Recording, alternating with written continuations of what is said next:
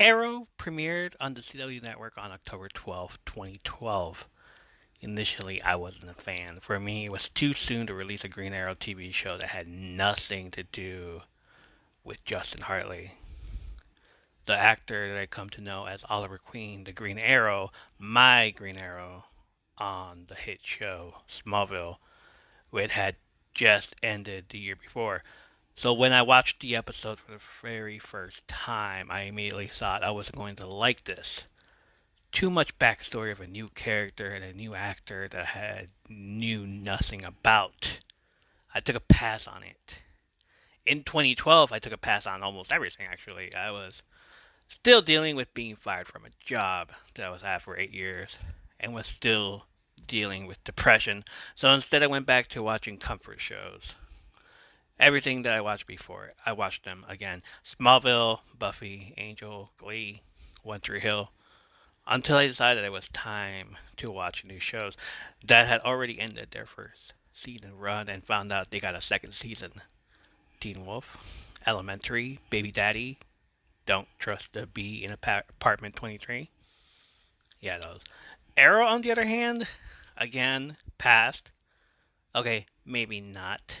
Maybe I decided to give it a little go when I found out Grant Gustin from the show Glee was going to play Barry Allen on Arrow.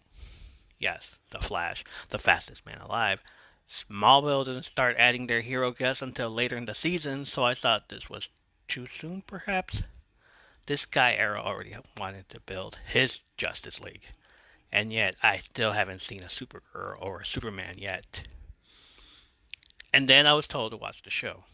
I wanted to watch that episode that Barry is going to be in, so I figured let's start from the beginning.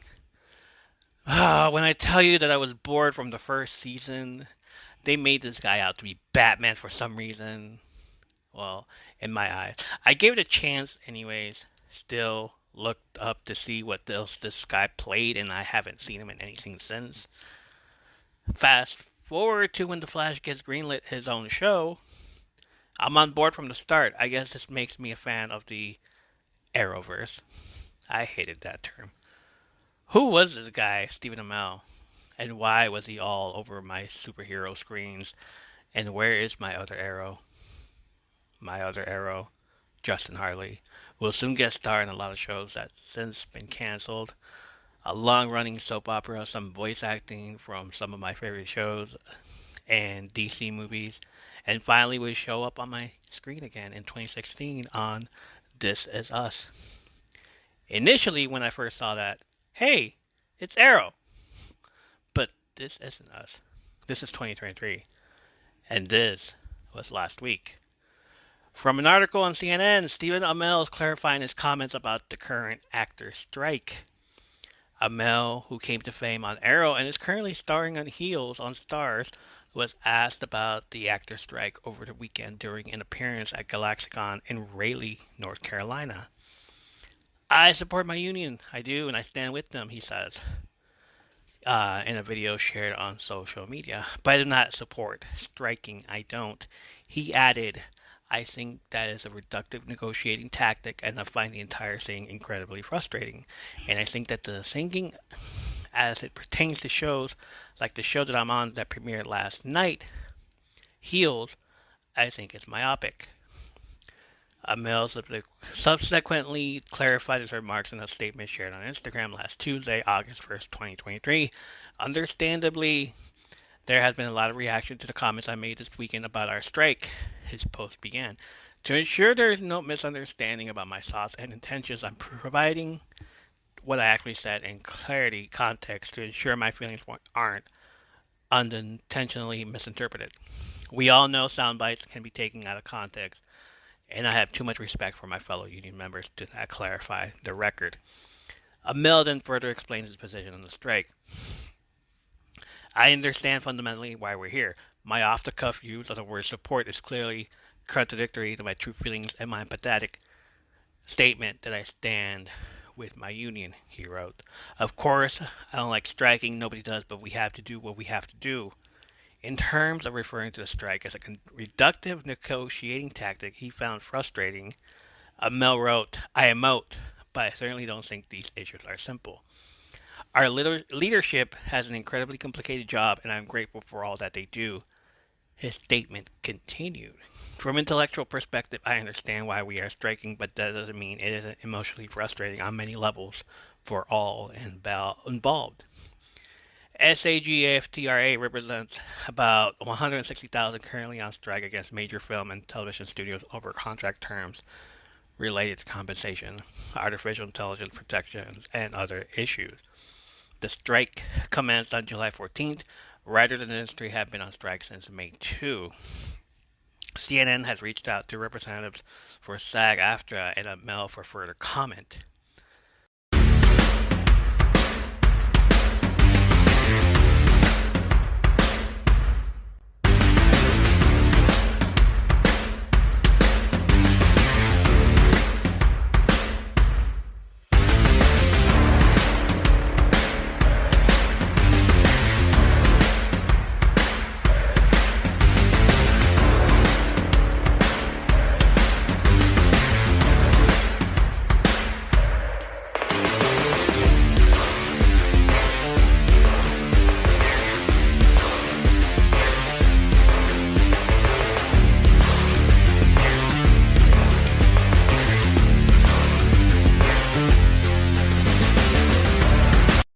Hello again and welcome. This is from Under the Apron.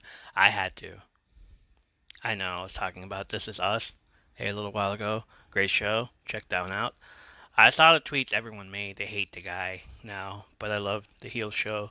So I'm going to continue to talk about the show, but not about the guy. Kind of like respect the art and not the artist. On a little positive note, though, I went to go check what the cast of Arrow is doing now, and I couldn't even make it past the girl that played Felicity Smoke, Emily Beth Rickards. I liked her in the show. So I had to check what she's into now, and turns out she is set to star in a movie alongside the wrestlers Charlotte Flair and Liv Morgan. What it says here. The feature is based on a 2009 book, Queen of the Ring, Sex, Muscles, Diamonds, and the Making of an American Legend by Pulitzer Prize-winning author Jeff Lean. Paradise City writer Ash Avildsen is on board to write and direct the feature with Amy Schuff, Missing in America, and Ethan Robbins, Tesla, executive producing. Legendary wrestling announcer Jim Ross is working behind the scenes on this film as well. Queen of the Ring is a biography about the iconic Mildred Burke, who Rickards will portray in the film, the longest reigning champion of female wrestling. The story follows just how petite Miss Westerner used her beauty and brawn to dominate America's most masculine sport from the mid-1930s to the mid-1950s. Charlotte Flair and Liv Morgan will portray fellow wrestlers June Byers and Clara Mortensen, respectively. So, Full Circle Cinema reported that in May of this year, so I went to IMDb to check out the cast, and this is what I found out. Liv will no longer be playing Mortensen. Instead, it will now be AEW wrestler Toni Storm, and I couldn't find anything on June Byers or if Charlotte Flair is still in the movie. Others to be in the roles, of course, are Josh Lucas, who will play Billy Wolf, Adam Demo, who will play Gorgeous George, Francesca Eastwood will play a younger version of Mae Young. Marie Agaropoulos, who played Octavia on the hit TV show The 100, will play Elvira Snodgrass. Damaris Lewis will play Babs Wingo. Ash Wilson will play Vince McMahon Sr. Jim Cornette will play an NWA commissioner. And last but not least, Trinity Fatu, also known as Naomi on WWE, will play Ethel Johnson.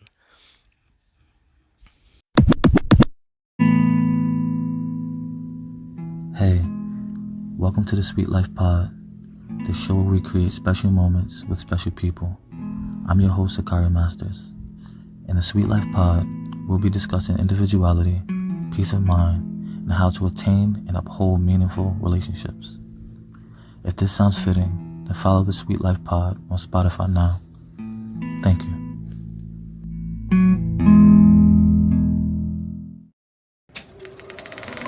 Movies and feelings. Pop, pop. Bring Your Own Popcorn is a podcast that dives into people and the movies who love them.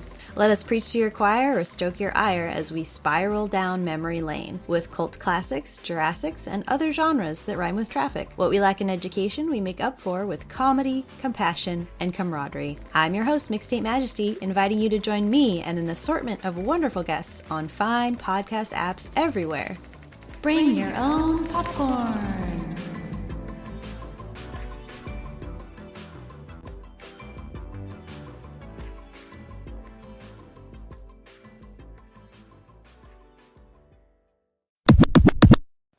Before we begin, as always, follow us on our socials to support us. From Under the Apron on Instagram, Spotify, and YouTube. On the threads as well. Apron underscore stories on the app formerly known as Twitter X. More info and the links on where you can listen or watch in the show notes. Listen to us on Apple, Spotify, or any audio media you can listen to a podcast on. Make sure to rate us and leave us a review. And if you feel you have this little feeling, if you feel you want a little bit more, support us on the Patreon. Become a top tier patron, and I'll shout you out at the end of every episode. Go to patreon.com/ From Under the Apron podcast for more information on that. The link will be in the show notes. Alright, so Heel Season 1, Episode 4, Cutting Promos. Cutting promos means performing the talking segments of a wrestling event as opposed to the wrestling itself, with promo being short for promotion. It aired on September 5th, 2021, directed by Jessica Lowry, again written by Daria Bosington. The synopsis of the show: after a house fire forces Jack and his family to move in with Carol and Ace, the two brothers put their differences aside and their heads together to generate a DWL promo to further grow the league's fan base. So let's start with what happened. So at the end of the episode, last week's episode, you heard the commotion that was going on with Wild Bill. He went to Willie and told her like he fucked up. You saw videos, it went viral of what he did.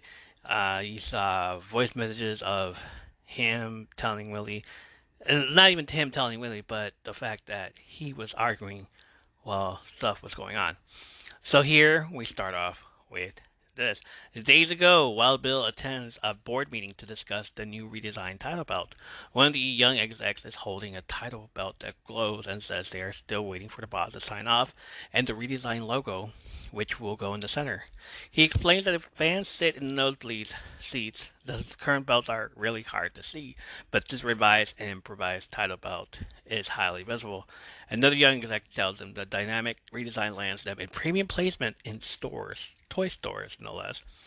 Bill isn't impressed, as the belt now resembles a kid's toy, adding that if it needs sound effects, make it beep and boop and shit.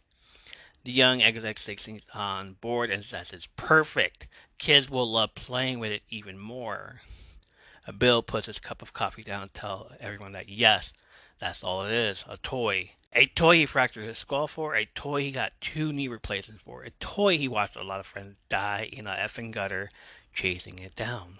He scares the young exec, and his boss, Maria Saveto, played by Sharon Connolly, tells him to please remember this is an office and not a ring. Bill tells Maria that this is all a ring. Maria whispers to Bill that as a former champion they need him to get behind it.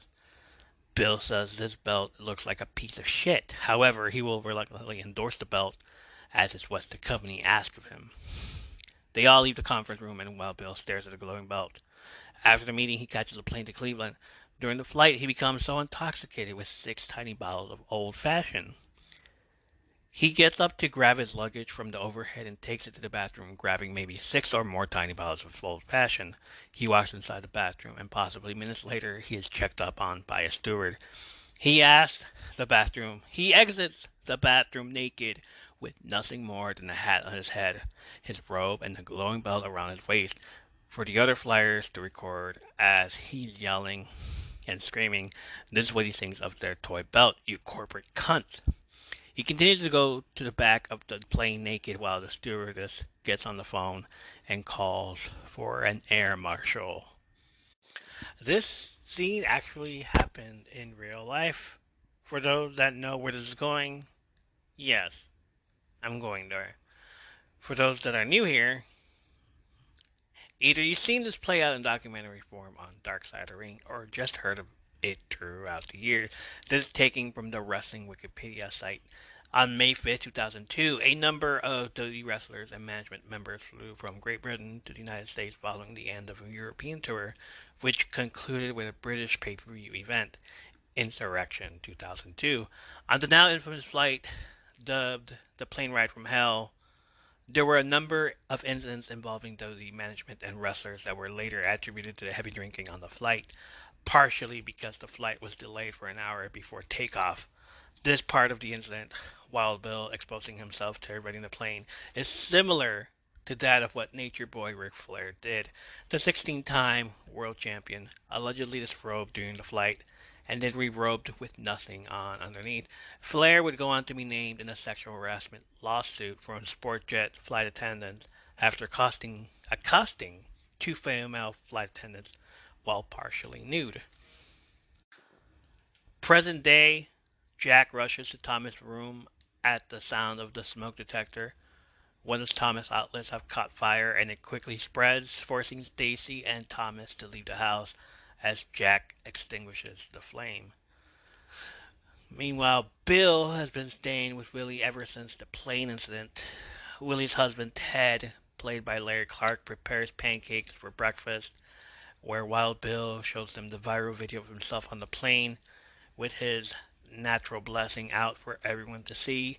They are joined by Willie's daughter, Robin, played by Margaret Morris, real life daughter of Mary McCormick, who asks if he left anything for breakfast for her, and he laughs. Ted asks what the casualty would Bill suspension or a fine. Bill says Boss Lady just wants him to lay low until she sorts things out. Ted says he imagines post 9/11 he has some U.S. Marshal issues here. Bill makes fun of Ted's usage of post 9/11 being a timely reference, and why not just say post Watergate or post Berlin Wall? Wild Bill says the only thing he did was raid a beverage cart, and his viral video put the league back in the spotlight. Bad publicity is good publicity. Willie chimes in with, but calling your boss the C word is not so much. Robin joins in on the conversation and asks if the C word, the cock word, or the cunt word. Both Willie and Ted reprimand Robin, saying they say the C word because it's impolite to say the actual word. Wild Bill explains to Robin that both C words are actual representation of his bosses, who are corporate assholes, who constantly dismiss the input of mavericks like himself. Icons who built a global enterprise and who now must watch it be destroyed by ruthless lust for money. Cockword and cuntword, the lot of them. Ted is in the background groaning like this man has been in his home for 5 minutes. He's already frustrated with him. Bill tells Robin, don't be afraid of words or people. The fire department reveals that the squirrels chewed through the house wiring, which will cost more than they have to repair. With no type of emergency cushion, Stacy is contemplating getting a job, but Jack asks that she hold off as he has a meeting with Eddie Earl, who could be potentially interested in investing the DWL. In the meantime, they'll be staying with Mama Carol. At the Dome, Rooster, Apocalypse, and Diego are playing cards and discussing bedroom habits whilst Crystal cuts Bobby Pin's hair into a mullet. He questions if Ace ever said sorry for what he said to Crystal the other night, but he isn't the sorry type, Crystal replies. When she finishes his cut, Diego steps up and asks her if she could cut his hair, but he's short on cash, but he says he has this $20 gift card for TGI Fridays. Bobby asks Crystal to stop by his trailer before she leaves, as he has something to run by her. The boys make fun of Bobby trying to run game on Crystal. He leaves, and Diego asks if Crystal thinks that Bobby has lice. He don't trust that mullet. Crystal asks Diego what about that beard of his. As promised, Crystal stops by Bobby's trailer, which he got from his grandfather. Bobby reveals that he likes to write, mostly rap lyrics. But he also started 4 graphic novels. He then looks to Crystal for answers on who is Bobby Pin, meaning he hardly understands his own character. Willie wants to continue his story with Ace, but she says that his gimmick sucks, so he wants Crystal's help with generating a new gimmick. One, he can inhibit. Crystal corrects him by saying inhabit. Bobby doesn't know the difference, so Crystal tells him the definition. One prevents you from doing the thing that you want, inhibit. The other, you become the thing you want, inhabit. Bobby says English is an amazing language, while Crystal laughs and says she does crossword puzzles. Bobby tells Crystal he's insecure about his ideas, and if he tells Jack, then Jack is not going to give him a push. Crystal tells him not to overthink about Jack or will or won't do.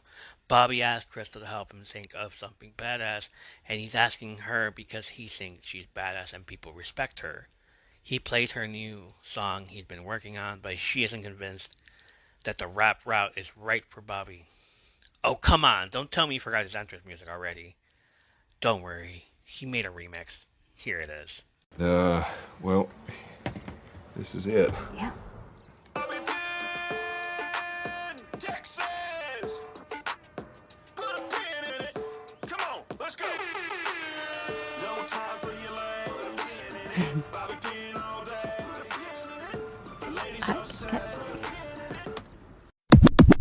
Hi everyone, I'm Lisa. And I'm Dawn. And if you've ever watched a TV show and thought to yourself, oh my god, that season finale plot twist was absolutely bonkers, Or seen a movie and thought, wow, I need to talk to somebody about this train wreck immediately. then we think you'll fit right in with our podcast, I Hate It, Let's Watch It. We watch TV shows like Riverdale and Emily in Paris. And movies like Deep Water, Killer Sofa, Rubber, and Deadly Illusions. And we give them the total rinsing they deserve. It's basically group therapy for movie masochists. So come check us out wherever you stream podcasts. Hi, everyone. This is JJ, the co-founder of Good Pods. If you haven't heard of it yet, Good Pods is like Goodreads or Instagram, but for podcasts. It's new, it's social, it's different, and it's growing really fast. There are more than 2 million podcasts, and we know that it is impossible to figure out what to listen to.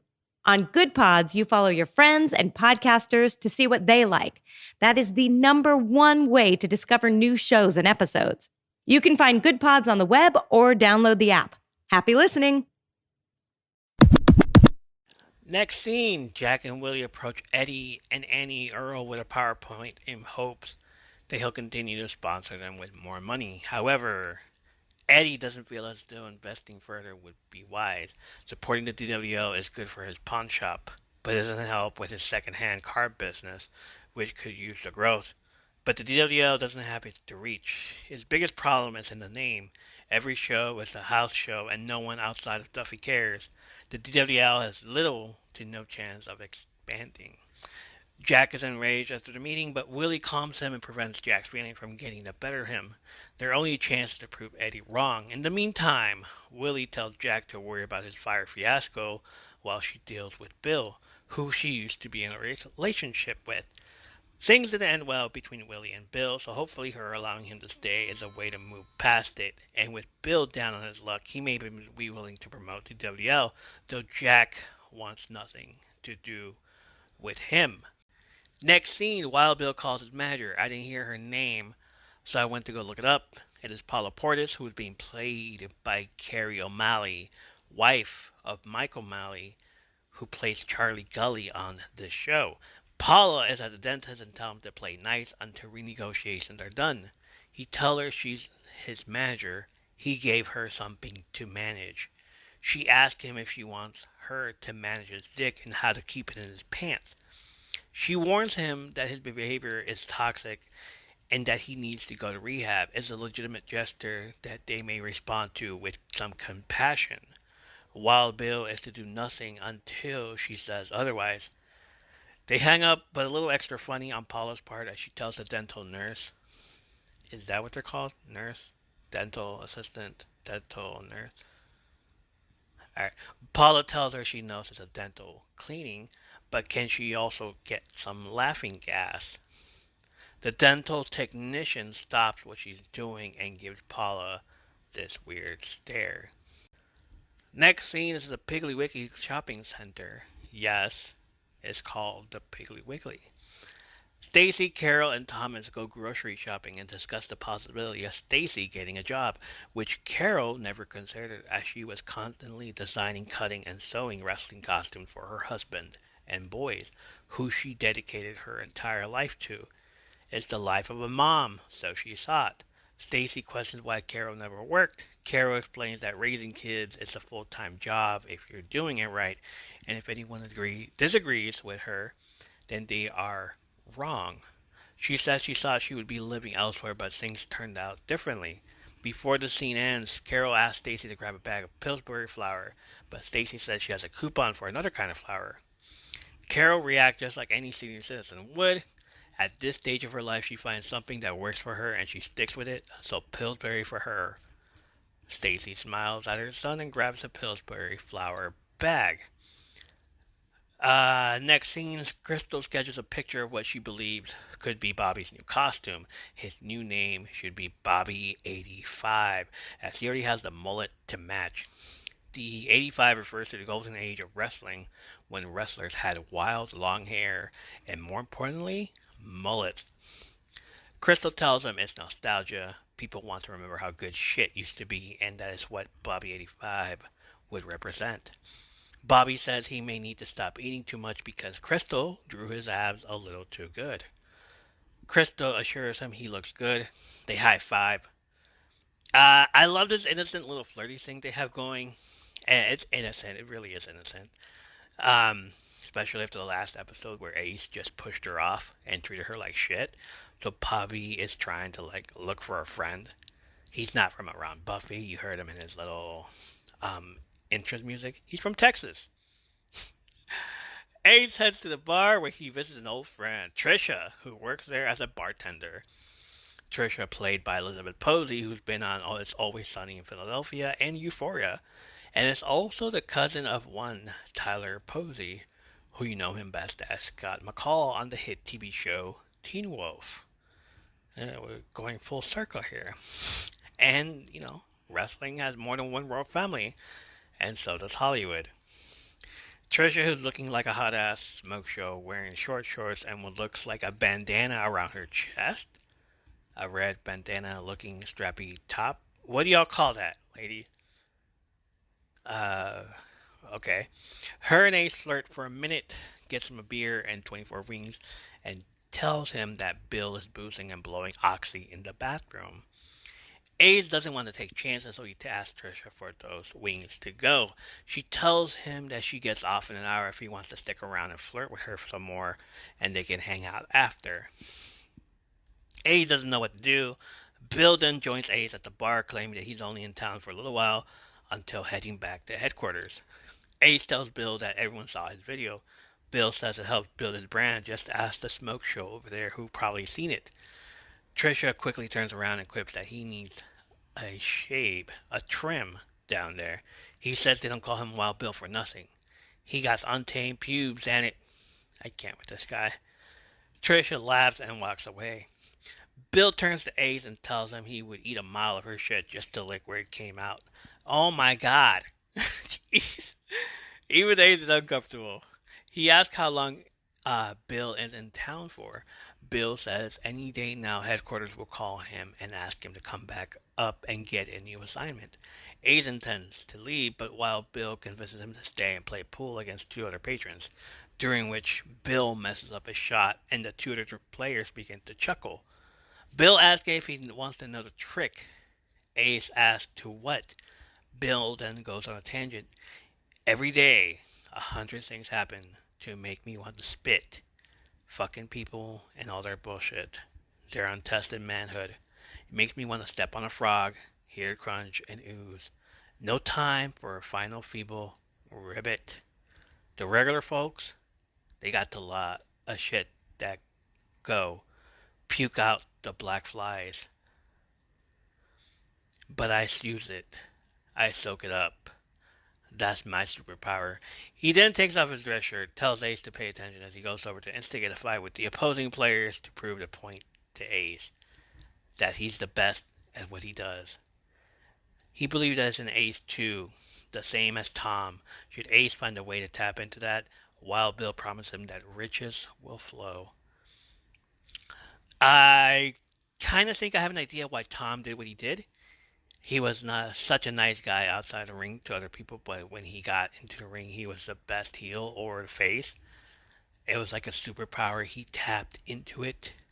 Bill mentioned something in this scene that him and Tom would do hustle the patrons and make them feel bad like Bill just did. So maybe he was done with that. That's where the mental health problem persisted. He was a shitty father to Ace when he was young, but good to everyone in their faces, and then an asshole again, like in that first episode when Ace told that girl that Tom said she probably ate the dog.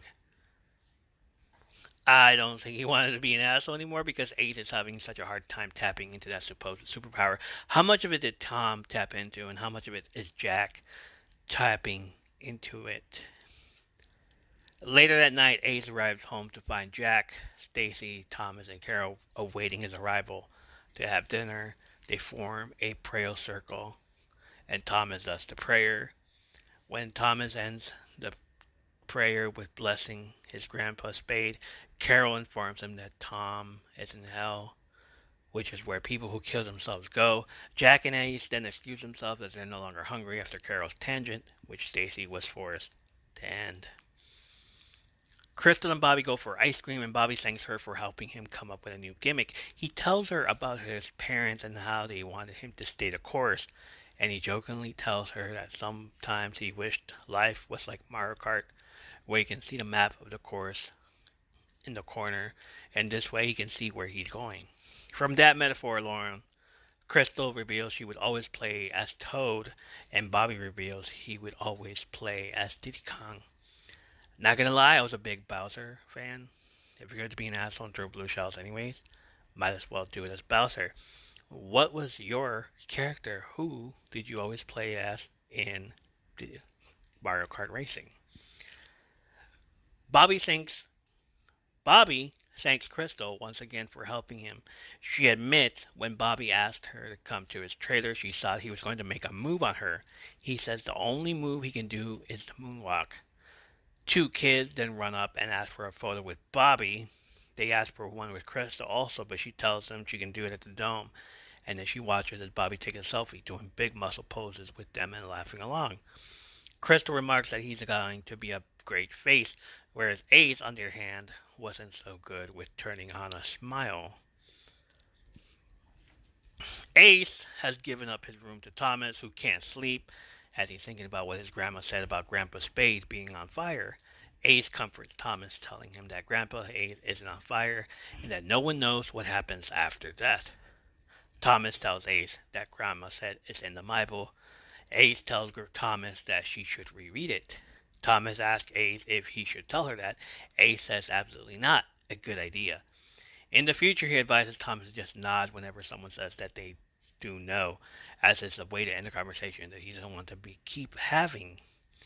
Thomas then asks who cleaned up Grandpa Spade after he was found. Ace reveals that Jack did, and that he did a good job. Thomas asks if Jack cried when he cleaned him up. Ace says he was with Grandma and that she's still sad.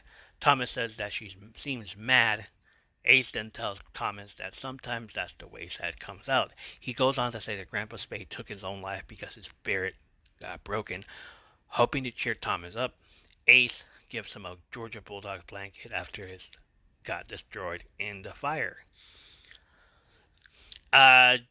Ace goes downstairs to the basement. Jack thanks Ace for giving up his bed for Thomas while Ace sleeps in the basement with Jack, who is watching old DWL footage. Jack tells Ace how he recently cut a promo challenging The Rock. Yes, The Rock. The Rock. He hoped it would get shared on social media, but it didn't quite work out that way. Ace says, kind of like the nerdy kid who invited Taylor Swift to go to the prom with him, right? Jack says yes. Ace says how cheesy the old footage of Wild Bill and Tom Spade doing old promos were. Jack quips, it was innovative. They were innovators. Now it's been done to death. Ace remarks how Gully's promos are more cinematic, but Jack isn't interested in his input, shutting Ace down, leaving him to question if you have to be an asshole to be a heel. Jack asks if Ace is really asking or is he calling him an asshole. Jack explains that one is not reliant on the other. To be a heel, he simply needs to be able to take the heat and separate work from life. Jack then gives Ace a chance to help with the promo. Wild Bill gets a call from his boss Maria, who reveals that he's been let go from the company. He says that Jack just about the most insincere thing he heard in his life and pouts as he crosses his arms in the bathroom.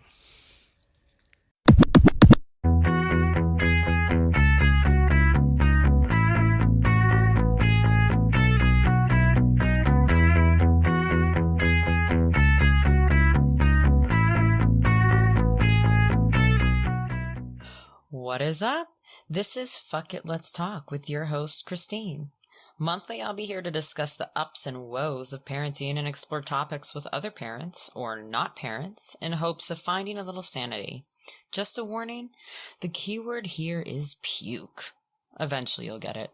So come join me where we explore honest takes on parenting and life. Don't forget to follow on Spotify or subscribe wherever else the podcast is available. Be sure to check out the polls on Anchor, where you can also show some support if it tickles your fancy. And if you want more, head on over to the newsletter, F It Let's Talk on WordPress. I look forward to chatting with you. Fuck it. Let's talk.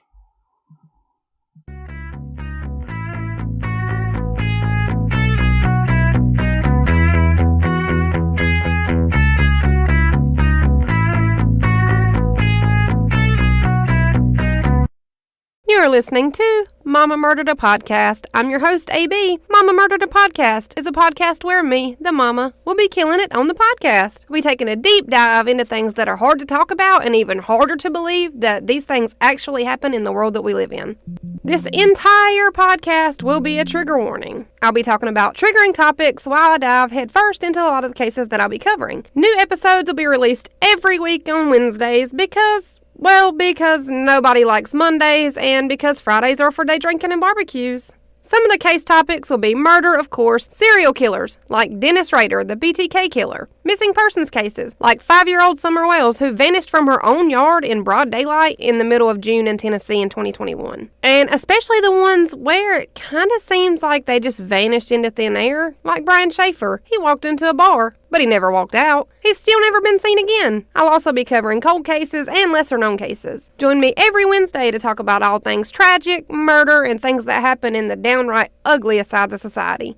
If you like what you hear and you want to support the podcast, you can rate me on Spotify. You can also leave a review and rating on Apple Podcast. You can follow me on Twitter and Instagram at murdered_mama. All of these things are free and they only take about a second to do, and it really does help grow the podcast. If you have any case suggestions, please send them my way. You can send them to the email address mamamurderedapodcast@gmail.com.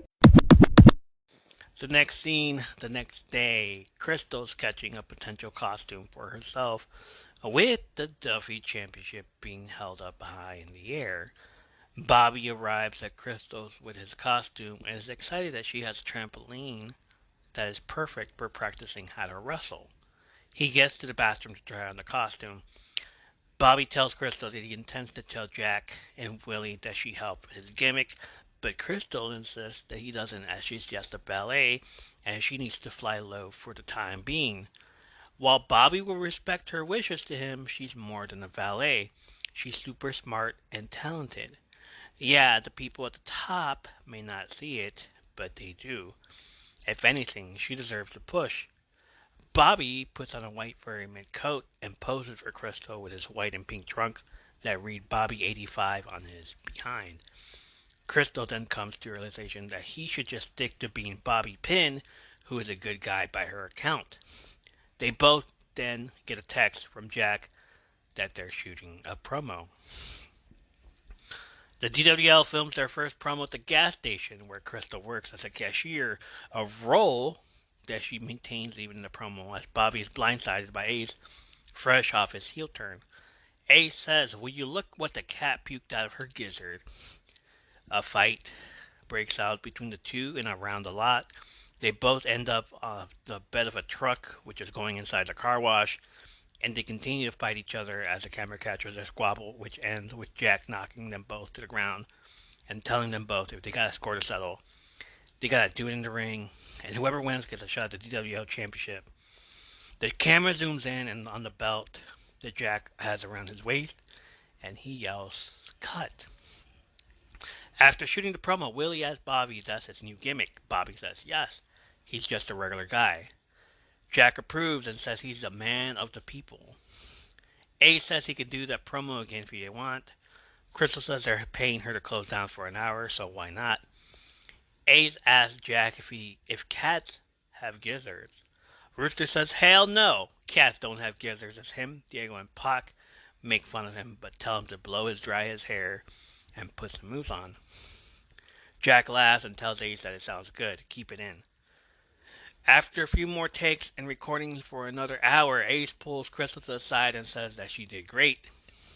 He asks if she wants to celebrate their first cinematic promo, but she asks to get back to work.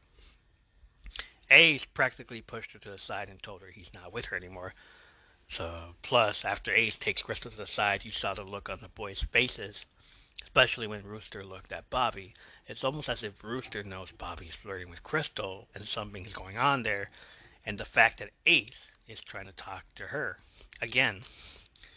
And then after Ace leaves, she seems unsure of him and annoyed that he never apologized to her for being an asshole in the last episode.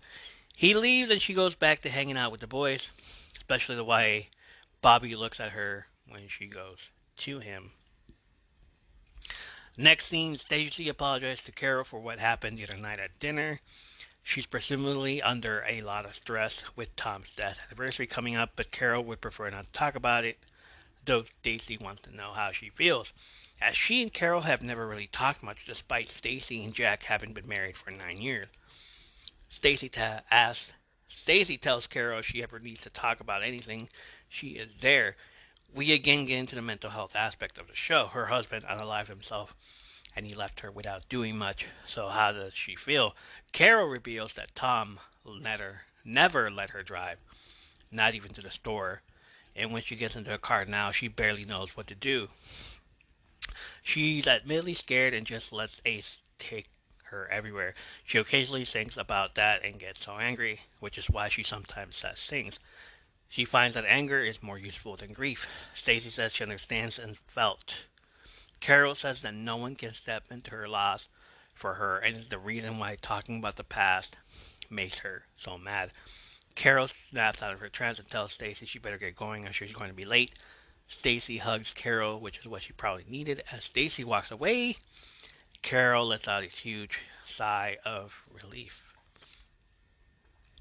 Willie finds Wild Bill peeing in the lake later that night, where he reveals to her that he was fired. He overheard Ted and Robin talking about the promo and questions why they didn't come to him, but Jack doesn't want to be anywhere near Bill. He accuses Jack of being the reasons Tom killed himself. Willie gives Bill an ugly stare. Wild Bill is drunk again and he's talking, so of course he asks Willie if he fucked up his business relationship with Jack like he fucked up his whole life up. He sees her looking down her nose at him. He tells Willie her life ain't all that perfect. He then goes Willie into a fight, calling Ted a wiener, asking if Ted knows Bill used to tag his wife and still allows him in his home, and saying that it's too bad he wasn't around to pay for Robin's abortion. In a fit of rage, Willie attacks Bill and he stops her from hitting him but acts like he's about to punch her and fakes it. He tells her she didn't move and laughs. She's taken hits before, and if this was a relationship, then Bill must have abused Willie before. She walks away, heading into the house.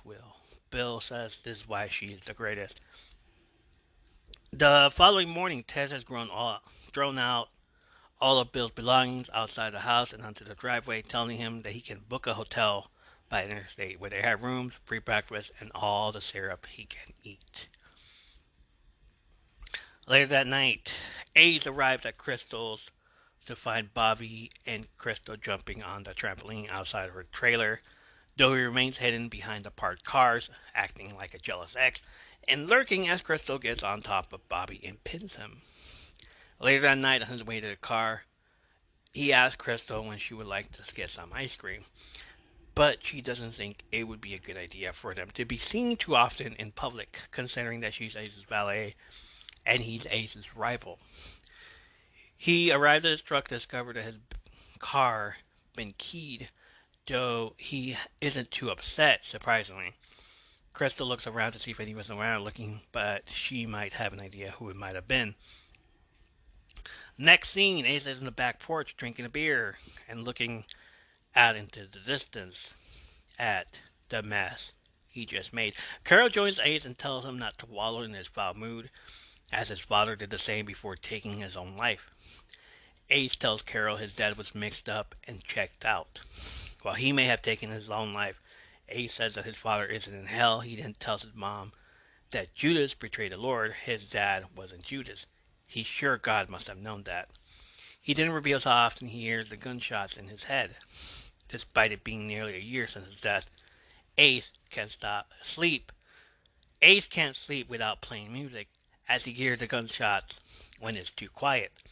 Carol tells him to separate himself from the sadness, but Ace would rather listen to it and sort through it. He noticed that his mother stopped smiling long before his dad killed himself, and suggests that she look into why that is. Maybe she'll be happy again.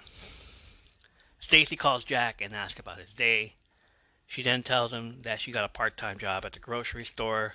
Stacy thinks back to Carol, and she doesn't want sewing costumes for the WL to be the only thing she is good at. Stacy also wants to go back to school eventually, but in the meantime, she needs something to occupy her time. So Jack supports her in her attempt to find happiness. Next scene, Ace has sex with Trisha after he tells her about how his dad used to always tell him to hold it together. However, she doesn't seem much interested in what he has to say and asks if he wants to go again. He says yes, and they do. Black Eye by Uncle Tupelo plays through the ending for the episode, and we see Jack visit Wild Bill at his hotel room to tell him to leave Ace alone.